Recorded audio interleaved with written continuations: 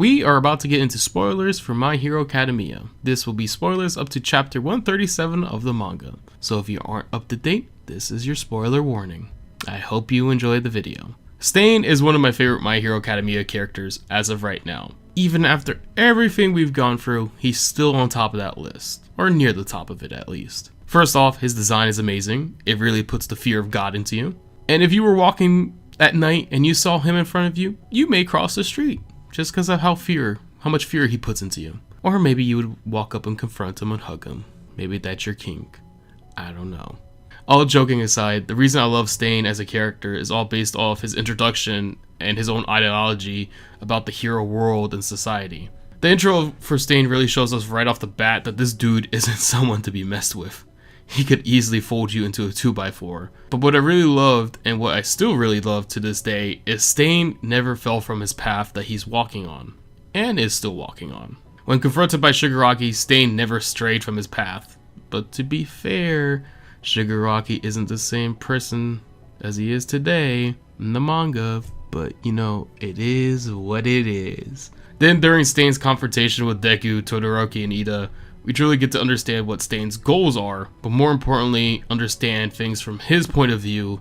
And to be frank, he's not really wrong, but he's also not right either. Again, everyone has their own opinion on how they see the world, and everyone's opinion can change easily based on location, upbringing, family, etc, etc. There's a lot of different situations that can change a person's mindset or perspective of how they view the world and the society around them. So what I'm going to say here is something you may not agree with, and that is totally fine. I personally agree with Stain a good 75% of how he views the hero society in My Hero Academia. Up to the point of Stain's introduction, please keep that in mind, up to Stain's point of introduction, we really haven't seen heroes be genuine heroes just because they want to save people. We've seen heroes for a good part, not all of them, but for a good part, be heroes because they like what hero benefits they get from it. And what I mean by that, they get like glitz and fame, they get money, they get to be the talk of the town basically. Then it kind of feels like they're not there to be heroes to be heroes. They're more like these quote fake heroes. And of course this can easily crumble a hero society, and because of that it easily makes a ton of these fake heroes. So for example, let's say this. You can easily make an argument saying that if there's a hero out there who was just doing it for their own good, would they go and save a group of people that had little to no news coverage, and the only people that knew that this hero saved a group of people was the hero themselves and that small group of people he saved? Would they still go out there and save them? The answer is probably not if they're a hero that's just in it for themselves, in it for the benefits that they can get out of hero society. As for the other case, a true hero would do it in a heartbeat, no questions asked. And to Stain's point, wiping out these fake heroes would in turn do a lot of good, because you would create a more or less forced hero society to only have good heroes, or real heroes in his words, that are there to be, you know, genuine good heroes.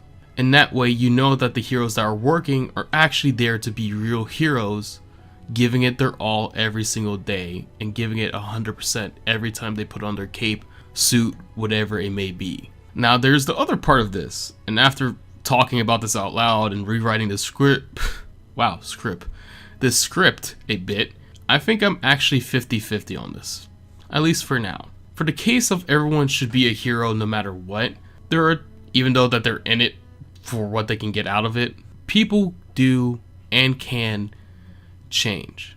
I most definitely don't agree with Stain going out and killing heroes that don't really fit his narrative of how he views hero society.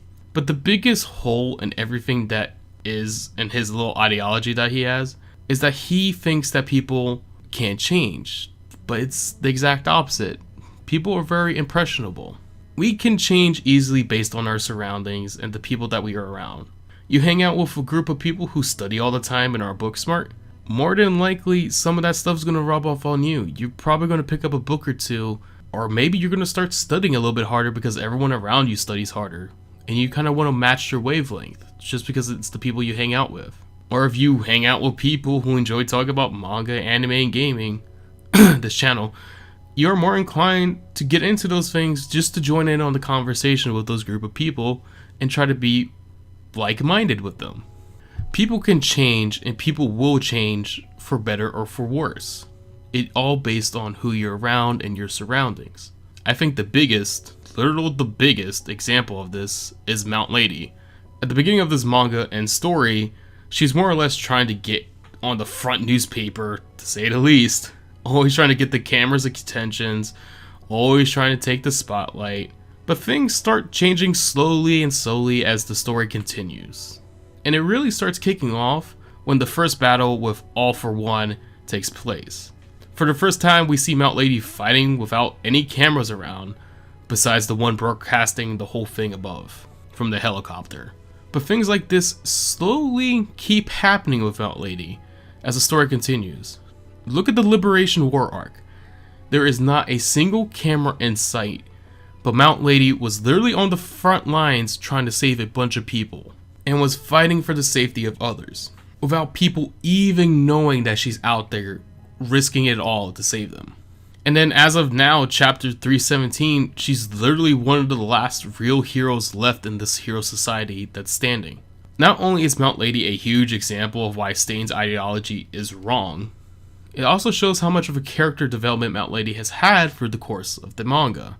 And now, with all that being said, and kind of explaining Stain's ideology and why I enjoy Stain as a character, and why I kind of agree and disagree with it, let's look at things as where we stand right now with chapter 317. Hero Society is basically on its knees right now, with very few good heroes left to stand and fight.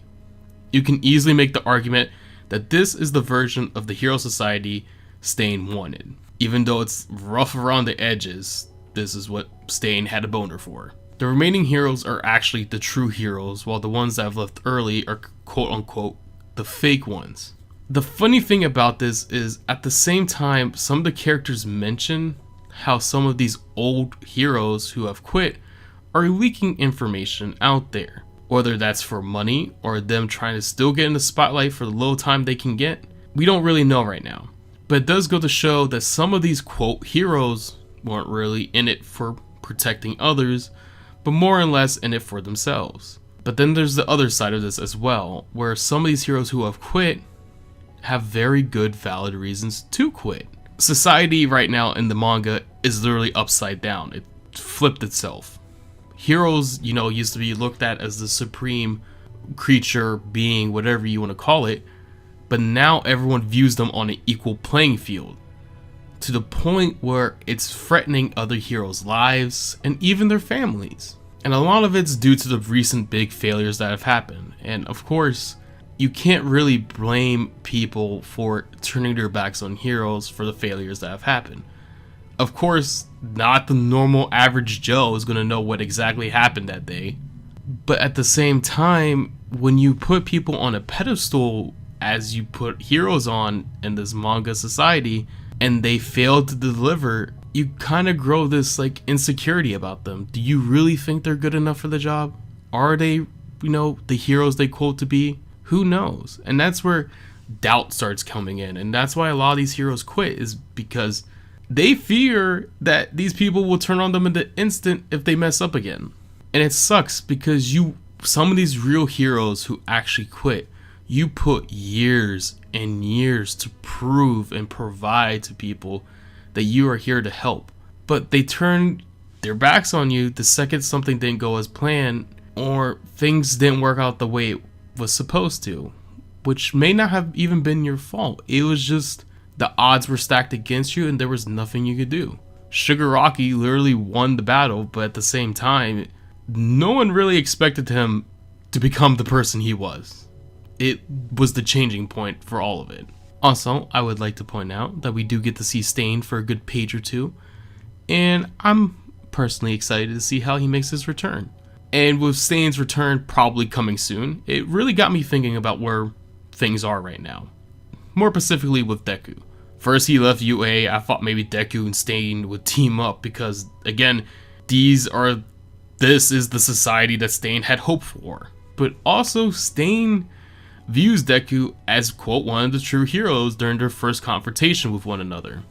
But after the last few chapters, I really don't think this would happen or will happen. Deku has started to change for what I believe is the worse. He does have a lot to carry and a big burden to carry. The world is really on his shoulders at this point in time.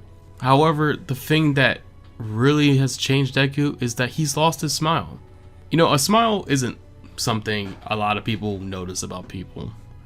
But Deku's smile was contagious. Whenever he smiled in the manga, I'm pretty sure lots of us smiled alongside him.